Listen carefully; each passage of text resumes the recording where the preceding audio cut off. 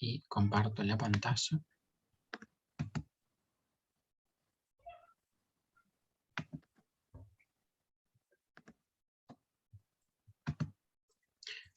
Les voy a mostrar en primer lugar la agenda para hoy.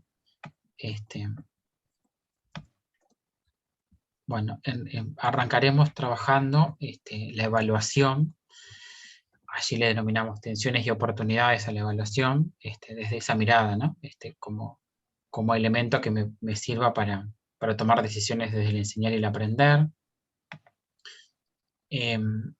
Después del corte, como venimos haciendo, hicimos en los encuentros anteriores, la problematización e interrogación didáctica en las ciencias sociales, y finalmente unas pequeñas miradas, ¿no? Unas miradas reflexivas acerca de la ética, algunos puntos en relación a esa temática que, si bien es de filosofía, y bueno, como nuestra compañera Rosario tiene algún antecedente de trabajo en esta área, nos va a compartir por lo pronto algunas ideas y algunas pistas para pensar sobre la ética, ¿no? A partir de lo que sucede en los centros.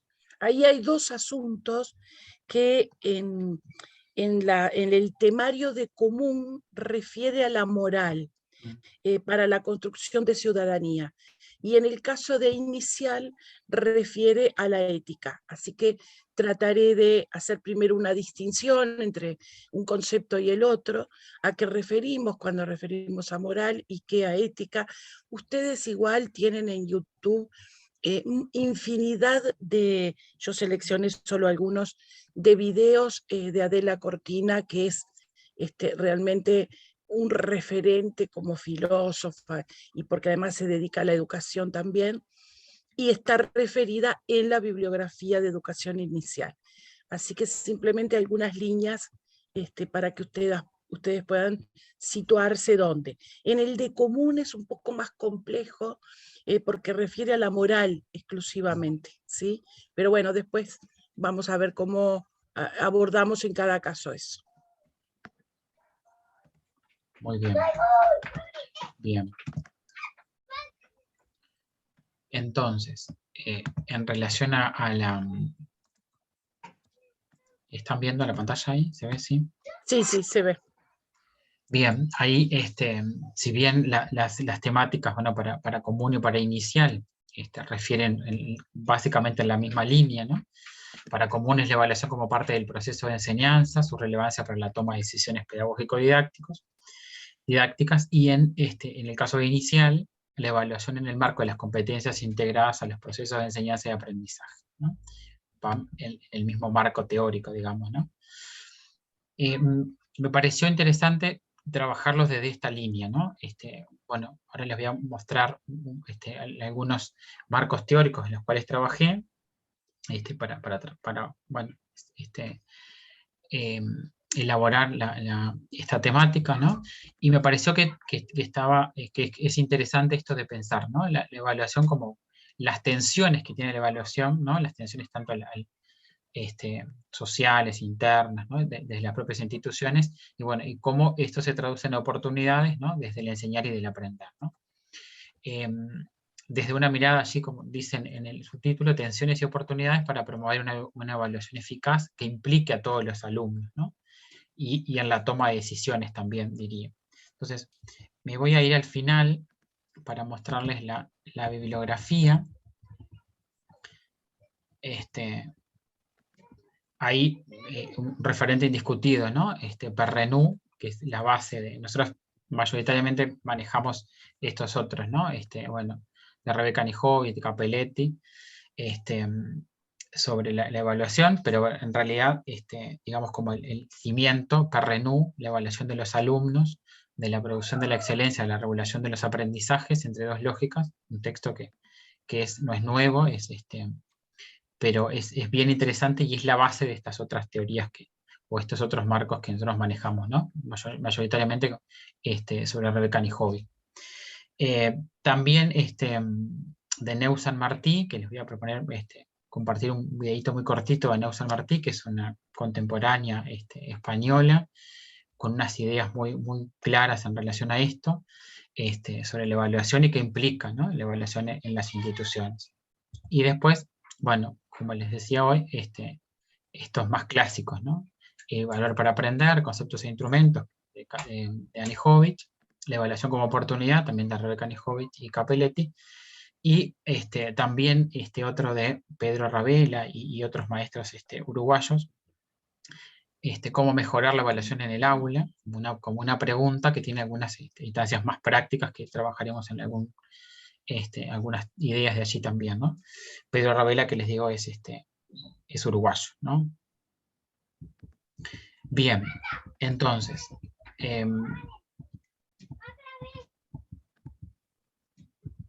primer lugar, pensar en esto.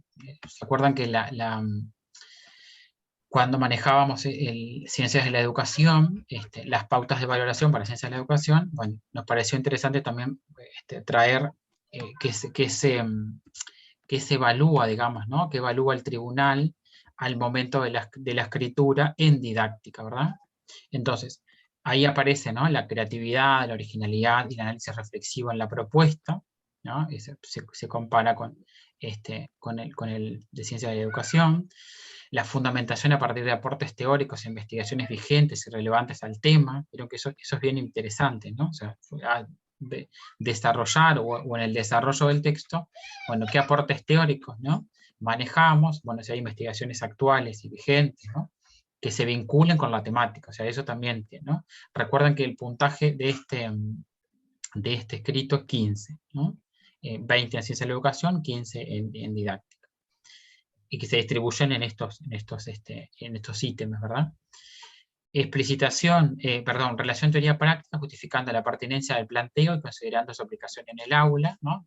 Esto específicamente didáctico, por lo pronto ahí es más directo, ¿no? O se puede notar más esa relación teoría-práctica, que tenga vinculación, ¿no? Acá hay que tener mucho cuidado con eso, que lo que yo marco como teoría, como investigaciones vigentes, también tenga relación con lo que yo voy a desarrollar como algo de práctica, ¿no? Como algo como algunos ejemplos o lo que pueda plantear, bueno, que se vinculen, ¿no? Que sean dos cuestiones disasociadas, ¿no? Que eso a veces resta punto porque se lee un marco teórico brillante y lo que acontece en la práctica no es tanto, o es al revés, ¿no? La explicitación y adecuación a la selección bibliográfica utilizada, ¿no?, específicamente para esta temática, no, bibliografía general, a veces se plantean bibliografías muy generales que nada tienen que ver con la temática, con específico de lo que estoy trabajando, ¿no? En este caso, evaluación. Bueno, cómo organizo el tema, ¿no? Y ahí los momentos de nuestro discurso escrito, ¿verdad? La progresión del desarrollo, la precisión conceptual, ¿no? Que tengo una progresión, ¿no? Que tenga esos momentos en el texto, una introducción, un desarrollo y un final, una conclusión, ¿no?, en relación a lo que yo vengo marcando como marco teórico y lo que yo voy adhiriendo, ¿verdad? Sin duda la cohesión del texto, las estructuras gramaticales y la ortografía, que también es relevante, ¿no?, en esta construcción de la escritura. Bien, si tienen dudas, como siempre, venimos haciendo hasta ahora, marcamos ahí en el chat alguna preguntita. Creo que no hay ninguna. O están todos dormidos o hasta ahora vamos bien. Bien. Cuando pensé el recorrido, bueno, marcar primero en un primer momento las tensiones, ¿no?, acerca de la evaluación, ¿no?, cómo la evaluación es tensionante en nuestras instituciones. Ahora vamos a ver cuáles son esas tensiones. Después, en un segundo momento, bueno, donde nos posicionamos para entender a la evaluación, ¿no?, asociada a la enseñanza y sin duda y al aprendizaje, ¿no?, como esa toma de decisiones, ¿no?, que no son cuestiones que están separadas, sino que se vinculan, ¿no?, y la evaluación está allí como en esa toma de decisiones, ¿no?, tanto del enseñar como del aprender. Y después, ¿cuáles son las oportunidades y los desafíos en realidad, ¿no?, y pensar en algunos elementos que se vinculan con el cuarto momento, compartiendo algunos ejemplos de este libro que yo les decía de Pedro Ravela, que me parece que de alguna manera también ilumina este pensar de la evaluación como como un elemento más también, ¿no? en ese pensar y en los aprendizajes de nuestros estudiantes a partir, ¿no? de lo que yo voy trabajando y lo que voy enseñando, ¿no? Entonces, acá quería compartir con ustedes un video de Neus San Martín, no sé si la conocen, pero ha estado en Uruguay en algún momento, es muy abierta. Nosotros trabajamos en algún momento en el 2020 con formadores de PAEPU con ella, hicimos unos encuentros, es muy dinámica, y me pareció que era interesante y marca algunas cuestiones que tienen que ver, bueno, con la evaluación, pero también en ese entramado, ¿no? Así que ustedes me permiten, a ver si yo puedo ir acá al video, pero voy a compartir sonido. Es una escuela en la cual los estudiantes se encuentran protagonistas, pero no solo estudiantes, los profesores. ¿Se escucha bien? Sí, se escucha, Ru.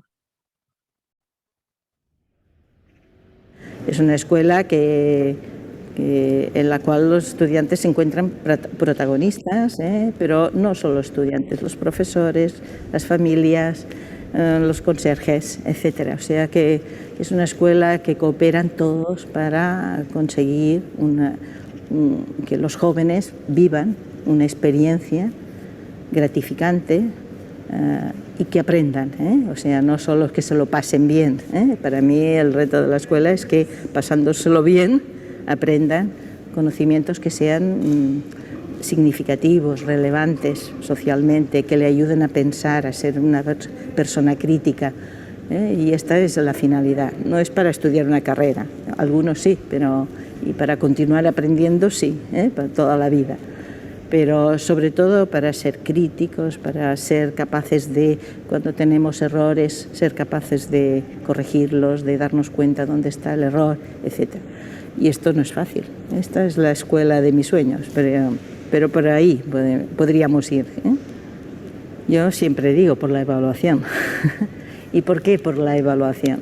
Porque yo estoy viendo que muchos centros cambian las metodologías, etcétera, pero la evaluación no la cambia, continúa siendo igual. Los alumnos son protagonistas de las actividades que hacen, pero de la evaluación no. El profesor es el que continúa poniendo notas, por decirlo. Muchos dicen no evaluamos, pero bueno, continúan poniendo notas porque es obligatorio y todo el mundo la ha de poner y continúa poniéndolas el profesor, por tanto ha de cambiar esto. Y bueno, y todo es muy sabido que si cambia la evaluación lo has de cambiar todo. O sea, que cambiar la evaluación requiere cambiar cómo trabajan en equipo, cómo se ayudan entre ellos, qué enseñamos, cuándo enseñamos, cómo, etcétera. O sea que la evaluación, si cambias la evaluación, si empiezas por la evaluación, lo cambias todo, seguro. Si haces un buen cambio, evidente. A mí la educación el objetivo principal es ayudar a las personas a ser capaces de actuar responsablemente en su entorno, solidariamente, y todo ello que le posibilite ser felices. Para mí esta es la idea. Lo que pasa es que educar, para que una persona pueda hacer eso, requiere pues, aprender conocimientos que la sociedad, que la historia, a través de la historia de las personas se ha generado, etc. Pero para mí el objetivo es ese. Para mí el reto más importante es responder a una verdadera democratización de la enseñanza, es decir, llegar a todos los estudiantes, no a aquellos que aprenden solos o con cualquier metodología. Para mí el gran reto actual es atender a la diversidad tan compleja que nos encontramos en las escuelas actualmente. Para empezar, abriendo la clase, o sea, es que ya está cerrada la escuela, cada clase separada de las otras. Pero luego abriéndose al entorno, que entren las familias, que salgan los niños, los jóvenes. O sea, la escuela con puertas abiertas. Esta es para mí actualmente la finalidad, una de las finalidades importantes. Me gusta mucho siempre la definición que hacía Jimeno Sacristán, que dice que es 4 cosas. Es una persona que tiene arte, sabiendo que el arte se puede aprender también, pero algo de arte has de tener. Tienes ciencia, o sea, es una persona que se ha preparado, que no hace las cosas porque me parece que es mejor así, sino porque se las fundamenta.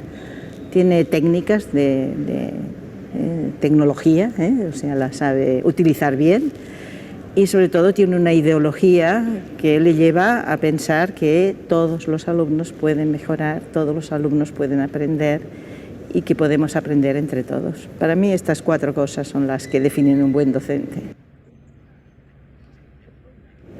Bueno, yo le diría, si primero de todo intentaría que analizara cuáles son los problemas y si la forma de actuar los resuelve. Y si no los resuelve, pues vamos a ver entre todos, o sea, con otros, qué caminos vamos encontrando para superarlos. Por tanto, uno que se resiste, pues es animarlo a probar. El gran problema es que en la educación los resultados no se ven a corto plazo. Y por tanto, quiere decir que detrás ha de haber personas que cuando no sale bien, pues volvamos a probarlo, volvamos a intentarlo, etc. Hay docentes que no los cambias, por eso. Bien, es una palabra que hoy se habla mucho, pero claro, innovar no es cambiar, porque podríamos cambiar a cosas, y tenemos buenos ejemplos en nuestra sociedad que se va a cambios que vuelven al pasado en vez de ir al futuro. Por tanto, la idea importante es cambiar para mejorar, pero aquí lo importante es definir qué entendemos por mejorar, qué es una escuela mejor que la de antes. Y claro, en esto es muy importante el objetivo. Si el objetivo es conseguir personas responsables, solidarias, este es uno. La mejora irá por aquí, innovar para mejorar en eso. Si el objetivo es que aprendan a responder exámenes memorísticos, claro, la innovación va por otro camino. Por tanto, innovar, a mí cuando me dicen una escuela innovadora, quiero saber qué es lo que en qué está innovando y cuál es la finalidad de lo que está haciendo para innovar.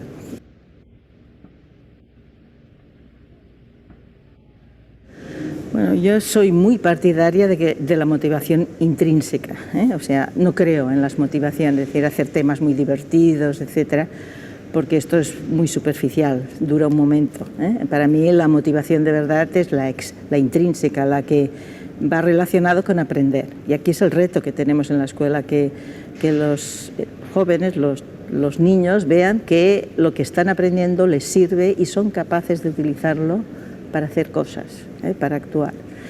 Y esta es para mí la motivación. Si lo que aprenden solo sirve para responder exámenes y no ven otra utilidad, pues no hay motivación. Por muy motivador que hayamos intentado hacer el inicio, hacer cosas muy divertidas. La verdadera motivación, la que les lleva a ser autónomos, es esta, es la que... Pero aquí la escuela tiene una función muy importante, que es que realmente aprendan y aprendan todos.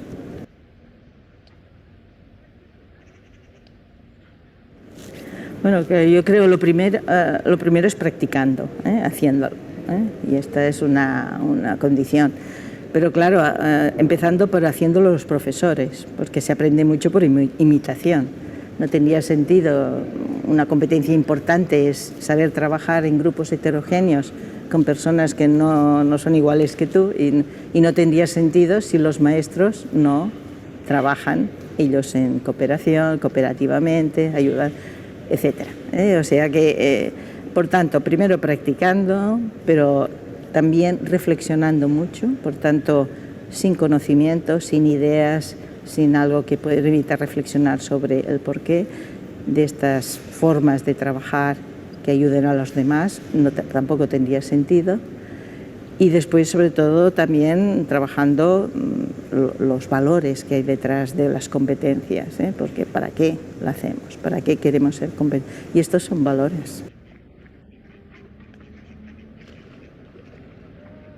La primera cosa sería ilusión, transmitir ilusión, ganas de cambiar, y ganas de, o sea, no aceptar, o sea, el decir, no se puede, no hay posibilidad, con estos niños no se puede, con este, sino al revés, a partir de las dificultades, pues generar ganas de continuar, de saber, de ilusionarse. Por tanto, ha de tener una función muy importante de liderazgo, de ir para adelante con todos, pero con ilusión, si no, no harán nada.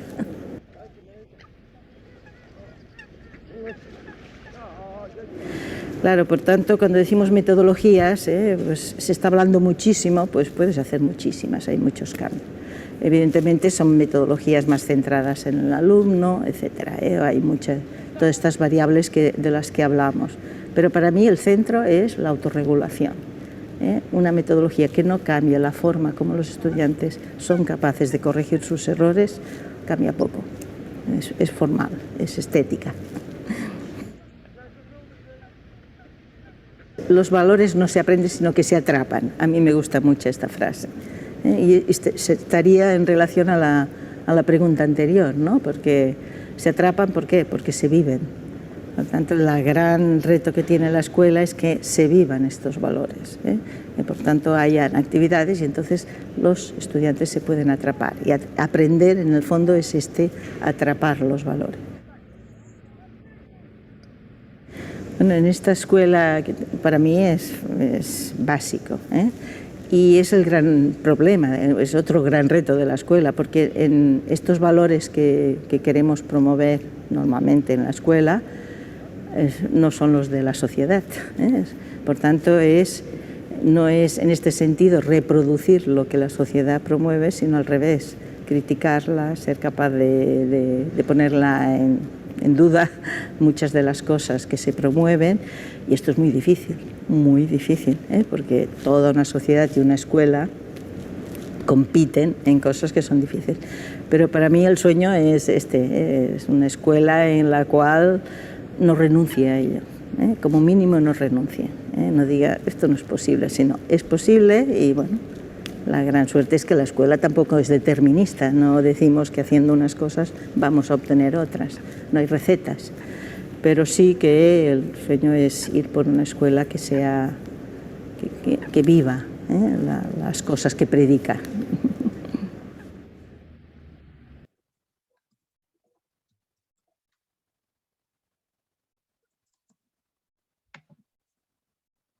Bueno,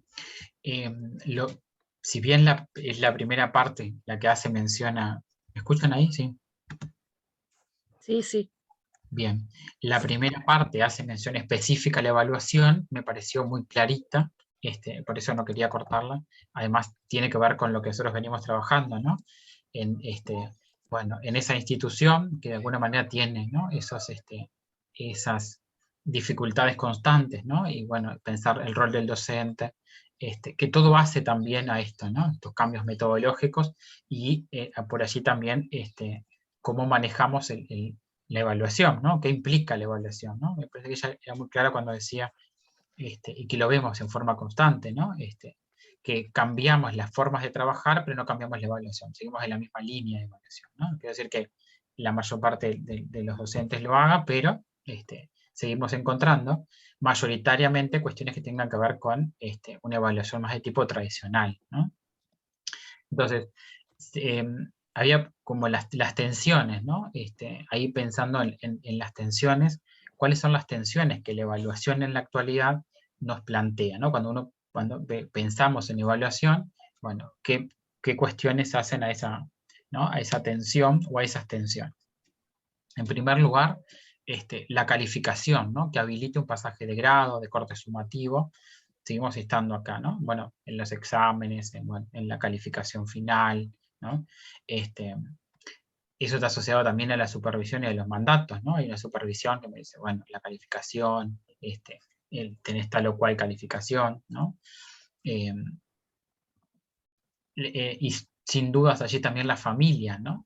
Que no conciben la evaluación como un proceso de acompañamiento y solicitan las calificaciones, ¿no? Las familias necesitan, ¿no? Solicitan esto en un webinar el año pasado, trabajando con Annie Hoyt. Ella daba el ejemplo de unas familias argentinas, ¿no? Con esto de la pandemia no estaban calificando con notas, y las familias les pedían las notas a las instituciones, ¿no? Entonces vieron cómo sigue estando esa tensión de que necesito la nota, no me dice nada ese juicio, ese concepto que yo voy escribiendo del estudiante, porque también en realidad hay una estructura social determinada, ¿no? Por esto de la evaluación, la calificación, que ya se va trayendo eso, ¿no? Y en realidad nos acompaña en el proceso, ¿no? O sea, cuando, por ejemplo, pensamos en los estudiantes de secundaria, bueno, pero un 7, ¿qué implica un 7? ¿Qué es un 8? ¿Qué significa esto? ¿No? Y ellos también, bueno, acá esa tensión, las familias en forma constante, ¿no? Después, bueno, esta tensión de la objetividad y la subjetividad en la evaluación, ¿no? Ahí, bueno, ¿qué implica, no? Que es muy difícil salirnos de allí de esta mirada, ¿no? Ser objetivo totalmente en la evaluación, ¿no? Salvo que sean evaluaciones de múltiple opción, evaluaciones, bueno, como las que se han visto mayoritariamente en épocas de pandemia, ¿no? La plataforma lo hace, ya está pronto, yo lo organizo, ella me da calificaciones y a veces me da, en el caso de los más grandes, ¿no? 7,8, 8,9, pero bueno, eso me complica para la exoneración, bueno. Entonces, ahí aparece también esta idea de, bueno, ¿qué implica, no? ¿Qué proceso fui haciendo? En realidad no miré el proceso, miré el final, ¿no? Por eso es muy difícil, y es como una mirada tensionante la objetividad y la subjetividad de la evaluación, ¿no? Bueno, los reclamos sociales, ¿no? A través de los medios de comunicación, sin duda, ¿no? Bueno, pensemos, por ejemplo, cuando decíamos, bueno, fue un año perdido, no se trabajó, no aprendieron nada, ¿no? Bueno, todas estas cuestiones que lo social también, ¿no? Tensiona a las decisiones, a las propias autoridades, bueno, a nosotros como docentes también, ¿no? Sin duda que también los discursos de los responsables de los sistemas educativos, ¿no? Sobre la evaluación, a veces un poco alejados de lo que ocurre en las realidades, ¿no? O sea, yo evalúo de esta manera, qué es lo que ocurre a partir de esto que yo veo en mis estudiantes. Bueno, y otra tensión, las pruebas estandarizadas, ¿no? Cómo utilizo esas pruebas estandarizadas que llegan, que marcan, que sin duda tienen que estar, bueno, pero como elementos para tomar decisiones que son de la propia realidad, ¿no? A partir, ¿no? de lo que ocurre en las realidades del día a día en mi clase, ¿no? Con mis estudiantes, cómo voy haciendo ese proceso, ¿no? Atendiendo un poco también a esta idea de, bueno, solamente la evaluación me sirve para calificarlo, para marcarle esa calificación, o me sirve, bueno, para darme cuenta de que, bueno, fue elaborando determinados procesos para aprender, ¿no? Estas tensiones las tomo de Neusan Martí también, que hace posicionada desde Perrenú también, ¿no? Esas tensiones que acontecen en el día a día en torno a la evaluación. No sé si hay una pregunta acá. No. No. Bueno, entonces, trayendo a Perrenú, ¿no? Ahí dice que la evaluación de los alumnos, de la producción de la excelencia, la regulación de los aprendizajes, en ese libro que yo les contaba al principio, allí donde hay un modelo ideal de evaluación, es una crítica profunda donde se discuten dilemas como la evaluación está al servicio de la selección o al servicio del aprendizaje, ¿no? Me parece que eso es una pregunta crucial. Bueno, a la selección, como venimos trabajando, ¿no? Con esas tensiones que mencionamos anteriormente, o está al servicio del aprendizaje, ¿no? Todo lo que yo elabore en mis acciones diarias, bueno, cuando uno presenta también la secuencia de intervención, ¿no? En cada una de las áreas, bueno, al servicio del aprendizaje. ¿Qué hago con esos datos, esos análisis que yo voy teniendo, ¿no? de mi propia realidad áulica? La evaluación es la base para clasificar, calificar, descalificar, segregar y aprobar al estudiante solamente. y por tal da origen a la excelencia y al éxito escolar, ¿no? Vieron que ahí aparecen estas ideas, ¿no? ¿Qué implica la evaluación, ¿no? Mayoritariamente nos paramos, bueno, por momentos en el éxito escolar, bueno, en esa calificación, ¿no? Ni que hablar cuando marcamos esta idea de lo tan discutido de los abanderados al final, ¿no? En el caso de primaria, bueno, la calificación esa que ahí aparece, bueno, también da algunos retos, y bueno, ni que hablar todo lo que acontece socialmente con respecto a eso, ¿no? Entonces, pensando en una evaluación de tipo formativa, no quiere decir que no haya una evaluación sumativa, ¿no? Bueno, esos cortes sumativos también deben aparecer, pero la evaluación formativa va a ser tal si contribuye a la regulación de los aprendizajes del curso, ¿no? O sea, bueno, ¿cuáles son los elementos que estos estudiantes tienen que aprender? Bueno, ahí la toma de decisiones, ¿verdad? Es lo que hay, no avanzar, ¿no? Muchas veces escuchamos, bueno, tocar todo esto del programa, bueno, pero ¿qué implica ahí, no? Estas cuestiones a partir de la toma de decisiones sobre los verdaderos aprendizajes, ¿no?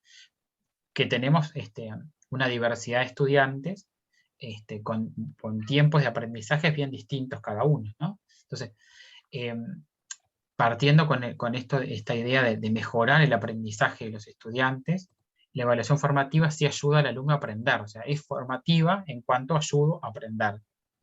Y lo que yo elabore como propuesta de enseñanza contribuya a esa mirada de aprendizaje, ¿no? de aprender a partir de lo que yo vaya a trabajar. Perrenú allí cita a Astolfi, y una frase que me parece que es también bien, bien interesante, que nos hace pensar, cuando vuestro error me interesa, ¿no? O sea, el error del estudiante me interesa, y no es como castigar el error, como lo decimos en una didáctica quizás más tradicional, ¿no? Pues para él la evaluación formativa no es la que sanciona los errores, sino que se esfuerza para comprenderlos y trabajarlos. Bueno, ¿qué ocurre? ¿Por qué hay tantos errores?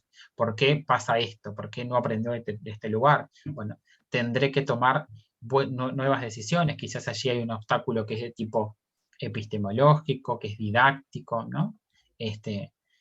O a veces ontogenético también, ¿no? Tiene que ver con, bueno, ¿por qué no aprendió? Le faltan elementos, bueno, allí yo tengo que estar como atento a través de estas instancias de evaluación formativa para que todos los alumnos aprendan, ¿no? Con lo que implica el aprendizaje, ¿no? ¿Qué es aprender? ¿No? No entraríamos en esta cuestión de qué es aprender, pero bueno, ¿qué implica aprender? ¿No? Aprender significa, hice una pequeña investigación con los estudiantes de secundaria el año pasado, en pandemia, y eso para no nombrar, ¿no? a los destinatarios, y lo hice en un artículo, bueno, que va a salir en el segundo libro de Fundades, y ahí le preguntaba a los estudiantes de secundaria, ¿no? Estudiantes de 15 años, qué eran para ellos aprender, ¿no? A partir del corte evaluativo del mes de junio-julio, ¿no? En ese primer semestre. Y bueno, dije, me voy a encontrar con algunas miradas sobre lo que dicen los estudiantes, que aprender es, bueno, memorizar, aprender es, ¿no? Por la línea esta. Y aquí que me encontré con estudiantes de 15 años, ya les digo, con unas lógicas de pensamiento sumamente interesantes, donde planteaba, bueno, aprender no es memorizar como lo venimos haciendo hasta ahora con la mayoría de los profesores en este tiempo de pandemia, ¿no? Bueno, ¿y qué implica aprender? Entonces ellos decían, aprender implica, bueno, cuando yo logro transferir eso a nuevas situaciones, lo explico con mis palabras, logro entenderlo, ¿no? A partir de, bueno, qué elementos tenían ellos para aprender, ¿no? Bueno, cuando salga el libro les recomiendo que lean ese artículo no estoy haciendo autorreferencia, pero está genial porque, bueno, me parece que nuestros estudiantes también tienen voz en esta mirada, ¿no? De qué implica la evaluación para ellos, ¿no? Qué implica corrernos de nuestro lugar muchas veces de esa mirada que, bueno, es ir a hacer, ¿no? como que lo hablamos en los encuentros anteriores, esos son pisar la escuela, ¿no? Hacer cosas, copiar, ¿no? Pizarrón, cuaderno, ¿no? Y a veces esto se torna como, bueno, ¿qué implica para ustedes estas cuestiones, ¿no? Y desde qué lugar lo voy haciendo también, ¿no? Entonces, acá aparece esta idea también, ¿no? Desde Perrenú, que el docente debe transformarse en un investigador en el aula, ¿no? Ese elemento que yo les traía, ¿no? De lo que aconteció con ese grupo de estudiantes. Un investigador en el aula a partir de lo que ocurre en el aula, ¿no? De tipo etnográfico, dice Perrenú, ¿no? Que hace su trabajo en el territorio, que utiliza una serie de instrumentos, procedimientos y actividades que permiten observar cómo funciona el proceso de aprendizaje de los saberes, ¿no? Cómo se va construyendo ese proceso de saberes, ¿no? A partir de, bueno, esa serie de instrumentos, bueno, ahí podríamos mencionar los tipos o los instrumentos de evaluación, ¿no? Las grillas, bueno, un sinfín de ejemplos, ¿no? En relación a la evaluación. Entonces, la evaluación formativa, ¿no? En esta línea de evaluación formativa, replantea la forma de enseñar, ¿no? Los saberes y de comprender por qué y cómo se produce el error, ¿no? O sea, cuando hay errores, bueno, ¿por qué aparecen estos errores? ¿Desde qué lugar aparecen estos errores? Para, en esta línea de investigador etnográfico, transformarlos, ¿verdad? Entonces, la evaluación se une a la didáctica, dice Perrenú, y se convierte en una herramienta para el aprendizaje del alumno y en una forma de clasificarlo, segregarlo. ¿Vieron? Creo que es clarito esto, ¿no? O sea, acá hay un claro pensamiento en relación al aprendizaje, ¿no? Entonces, continúa diciendo Perrenú, la evaluación se debe pensar, ¿no? Como una observación formativa, transformándola no en un modelo ideal, sino en una concepción filosófica que entienda al docente como un investigador que a diario hace su trabajo de campo, que le brinda una información valiosa, que de saberes interpretar y analizar ayudará a mejorar la educación, ¿no? O sea, que yo tengo esos datos, ¿no? Y a partir de ahí genero esto, ¿no? Genero nuevas instancias para que estos... a ver, dejar de compartir porque no sé lo que dice acá. ¿Vamos bien? ¿Bien? Bien. Entonces, para de alguna manera marcar, ¿no? Trascender hacia la evaluación formativa, bueno, cambiar la finalidad de la evaluación, sin duda, ¿no? Esto también es traído de lo que plantea Neus Martí a través de los aportes de Perrenú y de Astolfi, sin duda. Entonces, cambiar la forma de recoger los datos, ¿no? Diversificar esa forma, ¿no? De recoger datos, de tener, de analizar los registros, ¿no? Esas grillas, las parrillas de evaluación, bueno, varias formas también, ¿no? de diversificar esos datos. Bueno, sin duda que después analizarlos, valorarlos, para entender y atender, ¿no? Esas listas de cotejos, las dianas también, que son otros ejemplos de evaluación, ¿no? Tomar decisiones de tipo pedagógico de necesidad del aprender, ¿no? A partir de esos datos que yo voy trabajando, que tengo, ¿no? Esos análisis, que no se tornen como en algo más tedioso, sino que se tornen algo dentro de, bueno, esas propuestas digamos, de desarrollo que voy haciendo, voy pensando en mi intervención, ¿no? Mi secuencia, para esa toma de decisiones, ¿no? También vieron que las tensiones hoy, bueno, las familias eran una de las claves fundamentales allí que tensionaban esta idea de la evaluación más de tipo tradicional. Bueno, hacerlas partícipes también a las familias del proceso de evaluación, ¿no? Bueno, a través de diferentes formas, bueno, ahí interviene, bueno, cómo están evaluando, marcar algunas ideas con las familias de qué implica la evaluación para este grado, ¿no? Ahí sin duda que tiene que ver con esto que siempre decimos, bueno, toda la escuela debería transitar por el mismo proceso de evaluación, ¿no? O entender, ¿no?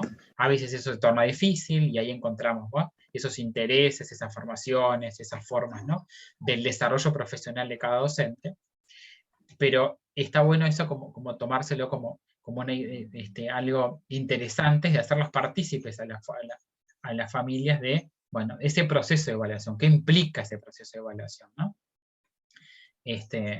Ahí al final les dejo algunos links a unas páginas web, donde también hay algunos ejemplos de, bueno, cómo hacer partícipes a las familias sobre la evaluación, y, bueno, qué elementos, bueno, cómo recoger esos datos, cómo analizarlos, ¿no? Llegar a la autorregulación de parte del estudiante, que sabemos que es muy difícil, pero no es imposible, ¿no? Que mayoritariamente en ese proceso, ¿no? Quizás, bueno, que en el primer ciclo sea un poco más difícil, ¿no? Pero sí en el segundo ciclo, y bueno, ya ir trabajando desde el primer ciclo, esa autorregulación por parte del estudiante. Bueno, qué cosas aprendí, qué cosas no aprendí, ¿no? Que no tener temor, ¿no? Me pasa con los estudiantes grandes, de nivel terciario, que tienen temor de decir qué es lo que aprendí, qué es lo que no entendí, porque si yo te digo que lo que no aprendí, vos me vas a calificar con tal o cual cosa y me vas a decir que pasa esto, ¿no? Entonces, ahí también, de alguna manera, sacar el cuco de la evaluación, ¿no? Como forma también de tomar decisiones. Bueno, si no saben esta, bueno, ¿de qué manera yo lo puedo cambiar, transformar, ¿no? En esta línea de la evaluación formativa. Entonces, también en aportes de Neus San Martí, entonces en la toma de decisiones, ¿no?, cuando pienso en la evaluación, hay una mirada, ¿no?, un poco lo que decíamos recién, de tipo pedagógico, ¿no?, y una de tipo social. Ese de tipo pedagógico, bueno, dar, recibir y aplicar un feedback o un trabajo, ¿no?, de ida y vuelta para regular el proceso de enseñanza y aprendizaje, ¿no? Ya se torna como algo, digamos, de ida y vuelta en las miradas, ¿no? Y bueno, y después hay otro tipo que tiene que ver con lo social, ¿no? No está mal que aparezca allí, bueno, esta idea también, bueno, en algún momento, no quiere decir que se torne, ¿no?, que no exista más la calificación, ¿no?, sino que también, en algunos momentos también aparece esta línea, pero bueno, no mayoritariamente, sino que ir por este otro lado también, ¿no? Cuando las decisiones las toma el docente, que es una evaluación formativa, y cuando las decisiones la toma el estudiante o el aprendiz, es una evaluación formadora, ¿no? O sea, ahí me parece que esa ida y vuelta, ese, bueno, no aprendí tal cosa, no hice tal otra, me costó tal otra, no entendí esto, ¿no? Ahí aparece como ese feedback, ¿no?, de ida y vuelta, para pensar en esta mirada de la evaluación como de orden y de tipo pedagógico, ¿no? Bien. A ver si hay preguntas por acá, y si no, voy a dar unos ejemplos.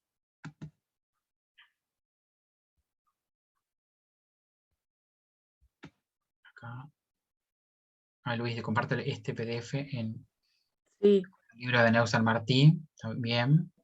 Hay mucho material, sí, de Neus San Martí en este. Sí, dale, Luis.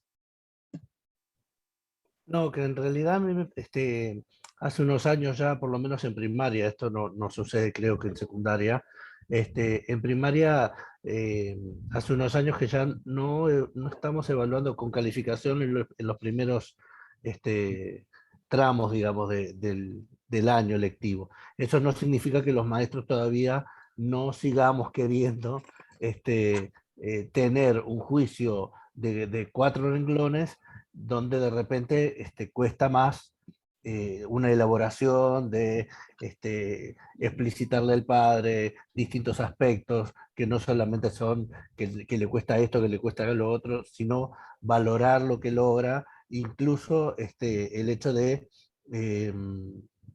ver también los aspectos sociales de su hijo dentro del ámbito escolar, ¿no? Pero valorar lo positivo.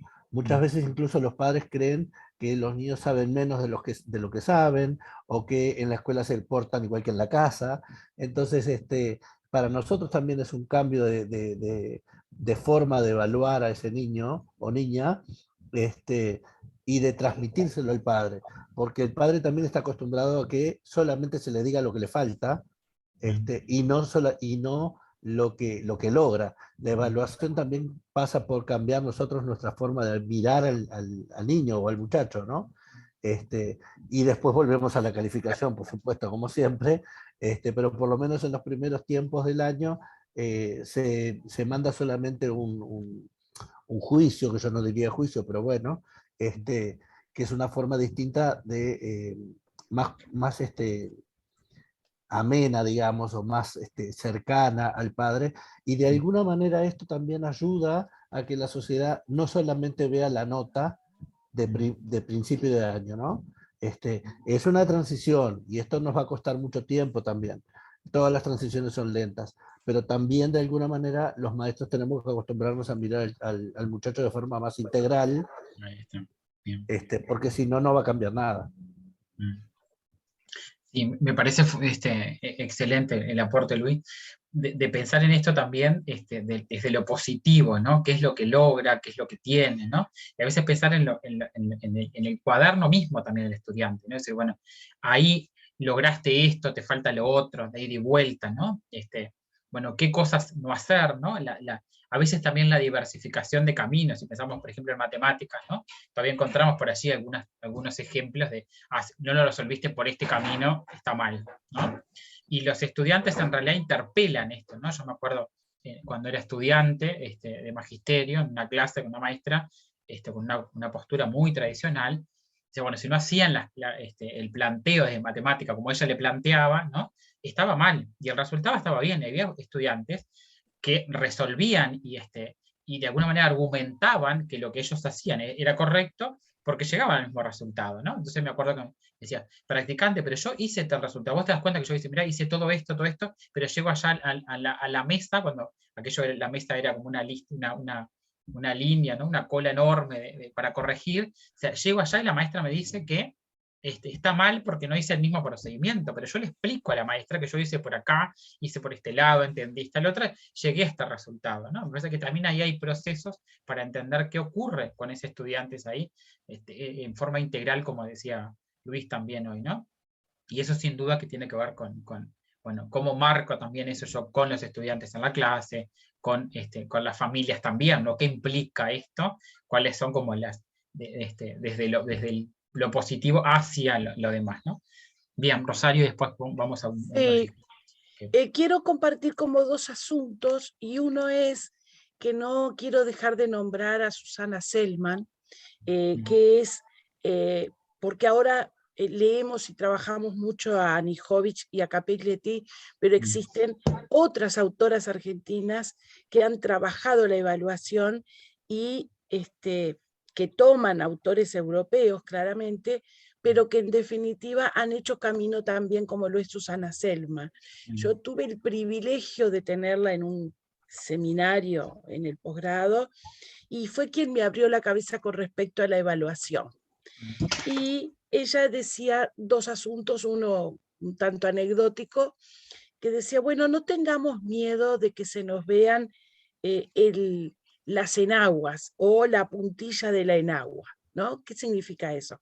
Que no tengamos miedo de mostrar cómo y de qué manera evaluamos, porque esas formas de evaluar que acarreamos de forma clásica, en general la gente le llama tradicional, a mí me gusta llamar clásica, ¿verdad? Es decir, que tiene que ver con una evaluación más clásica, con una didáctica clásica, ¿sí? Entonces, no tengamos miedo de mostrar cómo evaluamos, porque ahí está el asunto. Analizar cómo evaluamos con otros y poder transformar esa evaluación.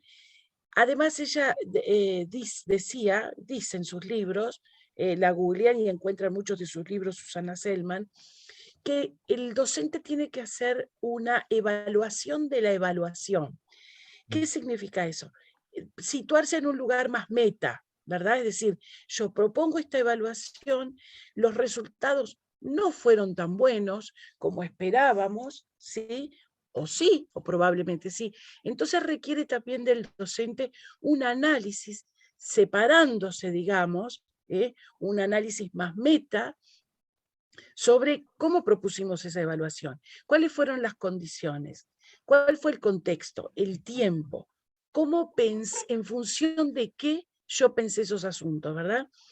Y la otra cosa que quiero mencionar es que en general siempre, a ver, ¿qué es lo que evaluamos? Evaluamos lo que enseñamos en relación a los contenidos, ¿verdad? Es decir, enseñamos tales y cuales temas, además las evaluaciones estandarizadas también en general, ahora hay evaluaciones también desde el punto de vista socioemocional y otros asuntos, pero en general evaluamos contenidos. Entonces, tal vez sea la hora de también evaluar determinadas competencias o cómo el niño llegó, en este ejemplo que traía Rubén, cómo el niño llegó a ese resultado, ¿sí? Y no solamente el resultado por el resultado, sino qué caminos, ¿sí? Qué estrategias desarrolló para llegar a ese resultado. ¿Por qué? Porque es lo que el alumno se va a llevar, estrategias, nuevos caminos, el ensayo y el error con estrategias de resolución, en el caso de matemática, por ejemplo, o en el caso de lengua, otras formas de expresión. Entonces, creo que en la evaluación hay todo como un gran paquete, pero es bien interesante que pensemos y hagamos ese ejercicio meta de la evaluación de la evaluación, como dice esta autora. Muy bien, gracias Rosario por el aporte. Entonces, unos ejemplos, podría tener otros ejemplos, pero me pareció como bien interesante. Creo entender que no existan más de estos tipos de evaluaciones. Quiero creer. Ahí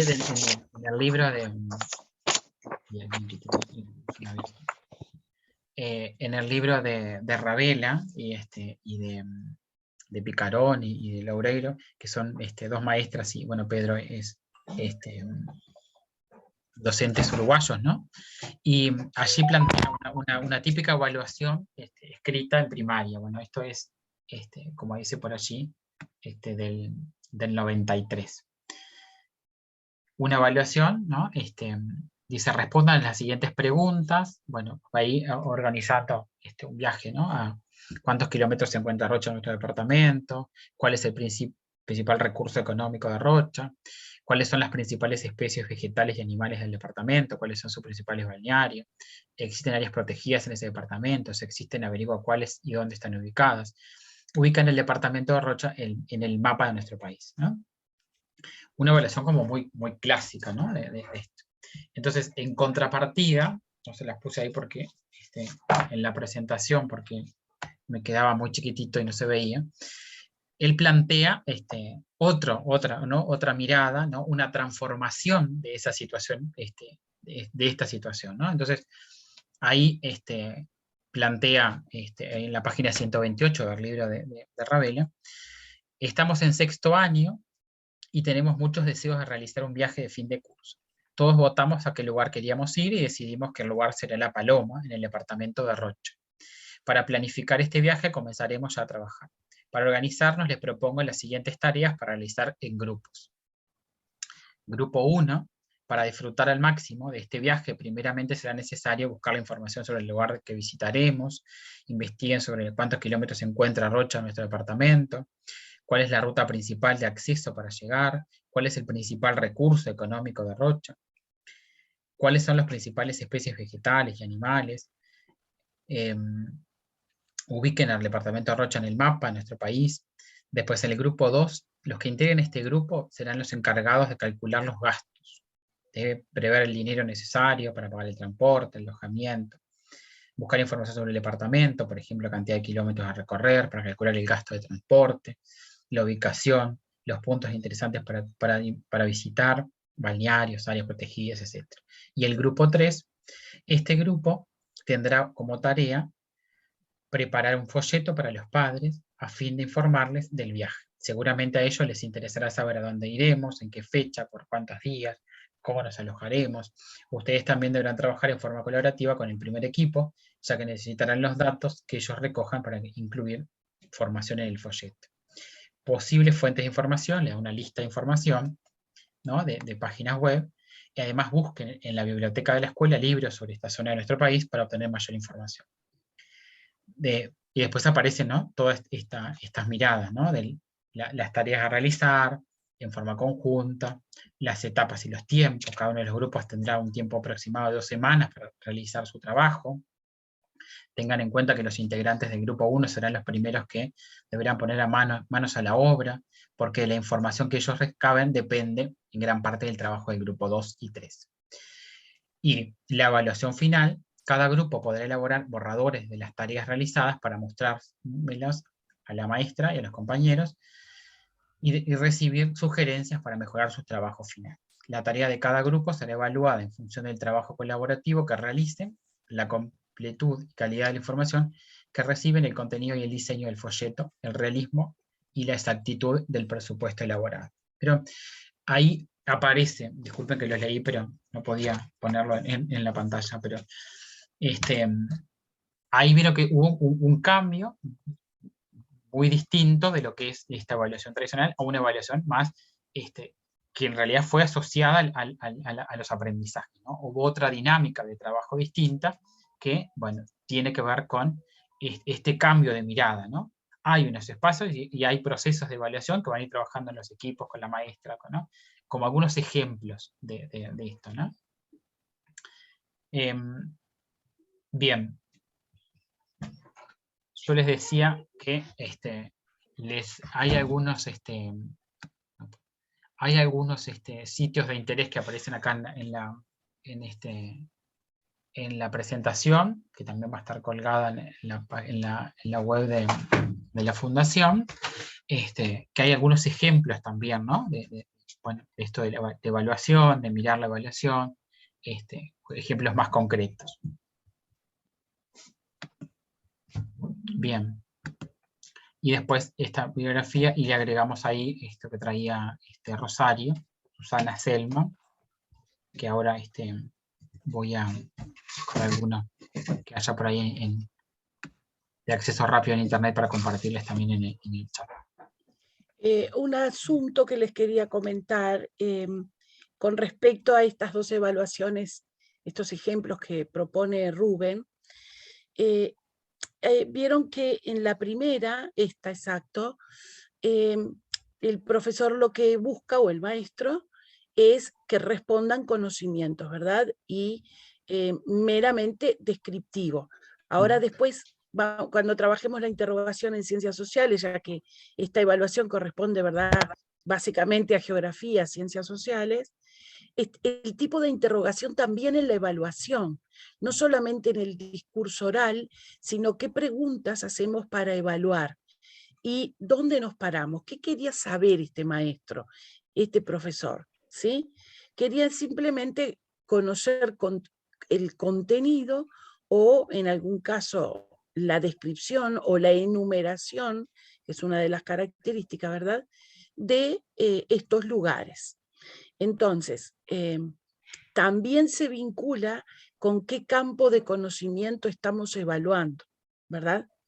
Entonces, en la segunda propuesta que Rubén planteaba, ya pide otras cosas, pide que investigue, que seleccione, que desarrolle otras habilidades que también podemos evaluar, ¿sí? Es decir, si allí uno de los ítems decía que busquen, por ejemplo, cuáles serían los principales balnearios. Si nosotros no podemos a comparar ambas preguntas, que no difieren mucho una de la otra, en este caso quiere una enumeración, ¿verdad? ¿Cuáles son los principales balnearios? En el otro caso propone la búsqueda de parte del alumno, cuáles podrían ser, y ahí van a tener que adoptar determinados criterios, que en el caso del alumno puede ser porque le gustan las fotos, o porque fue un lugar donde en algún momento visitó. Es decir, va a haber otros criterios que los alumnos van a poner en juego para arribar a esa respuesta que le está solicitando el maestro. Entonces, creo que vieron que la interrogación, nos vamos acercando a esa temática ya desde la evaluación. ¿Cómo preguntamos?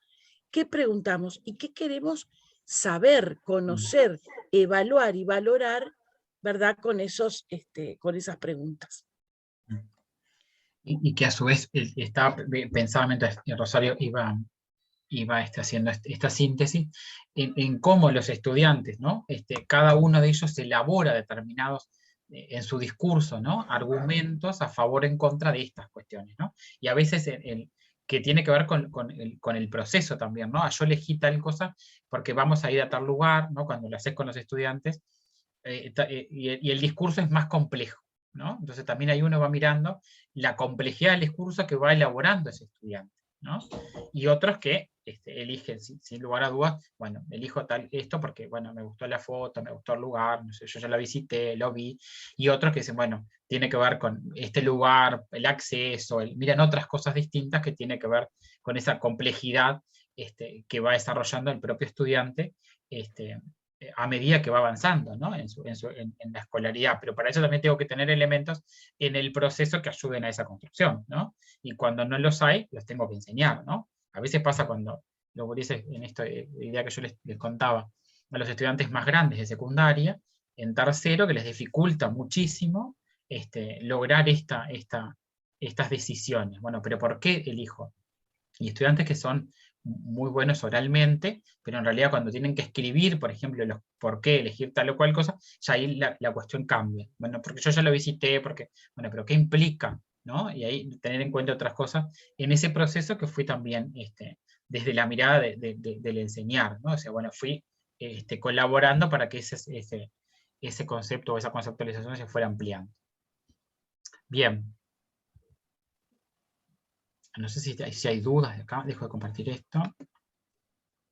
Si tenemos dudas, ¿cómo están? Si están dormidos. Susana Selman, acá están preguntando las compañeras cómo se llama esta autora. Sí, ahora voy a buscar algún. Sí, hay mucho en la web. La evaluación de la evaluación es uno, la evaluación como herramienta, creo que dice, está muy buena, muy clara, además, ¿verdad? Los argentinos, además, Susana Selma también ha trabajado con Anijovic, ellos tienen esos grupos de investigación y trabajan juntos, pero bueno, también cada uno escribe por su lado, ¿verdad? En su momento también Pruzzo, Vilma Pruzzo, que está bastante mayor. Nosotros en el IFS tuvimos encuentros con Anijovic, con Capelletti, formaciones, y con Pruzzo, que intentamos trasladarlo a los cursos con los maestros, ¿verdad? Pruzzo también trabaja mucho la interrogación y de qué manera preguntamos para evaluar. Que tiene que ver además, bueno, con asuntos que ahora después en el otro bloque vamos a tratar, pero todos son autores argentinos que en general tienen esa misma línea, ¿verdad? De la evaluación como proceso y ¿qué evaluamos? No evaluamos solamente contenidos, conocimientos, porque eso también lo hace una evaluación estándar, ¿sí? ¿Qué otros asuntos queremos conocer nosotros de nuestros alumnos en su proceso de aprendizaje? No solamente si pueden enumerar los departamentos del país, ¿verdad? Sino, porque además ahí hay como un falso mito de que si no saben las fechas, sobre todo en la sociedad, ¿verdad? Que si no saben los departamentos y las capitales, que si no saben las fechas patrias, no saben nada, ¿verdad? Y en general, lo que nosotros tenemos que propender a que desarrolle estrategias para la búsqueda, para el estudio, para la comprensión, otras habilidades cognitivas que le permitan acceder al conocimiento durante toda la vida. Es complejo hacer entender esto a la sociedad, ¿verdad? Sí lo manejamos, digamos, entre los docentes, pero hacerlo entender que hay otras cosas que se evalúan y que además tenemos que hacer mención a ello a los padres, ¿verdad? Más allá de que se pierda un poco el afán de la calificación, sino bueno, su hijo o este alumno ha desarrollado tales habilidades este año. Es competente para tal cosa porque así lo demuestra.